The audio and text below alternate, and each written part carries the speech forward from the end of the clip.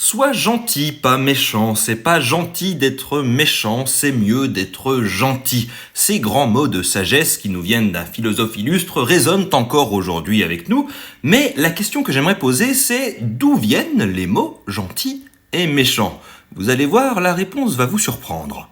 En français, gentil vient du latin ecclésiastique, c'est-à-dire religieux, utilisé par l'Église, gentiles, qui signifie païen, barbare, étranger.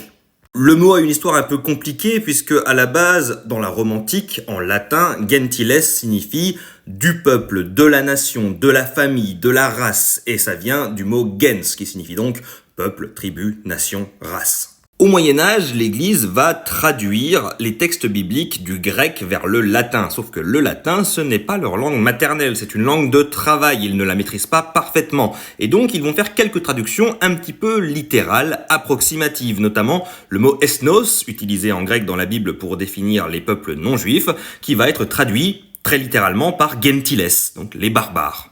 Donc pour résumer, à la base, les gentils, ce sont simplement les personnes qui appartiennent à un peuple, à une nation, mais à cause de cette traduction un peu littérale, ça va prendre le terme de peuple étranger, peuple païen, peuple barbare. Donc les gentils, ce sont ces peuples étrangers, barbares, païens, ignorants de la bonne parole, si vous voulez, à qui il faut amener la chrétienté, à qui la chrétienté s'ouvre, puisque on passe avec le Nouveau Testament d'une religion fermée à une religion prosélyte. Donc le sens premier de gentil, c'est pas quelqu'un de bonne morale, d'agréable, de bienveillant. C'est quelqu'un d'ignorant, à qui il faut amener la connaissance.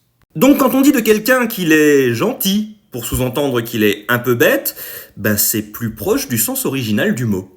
Et la vidéo est déjà très longue, donc on parlera du mot méchant la prochaine fois.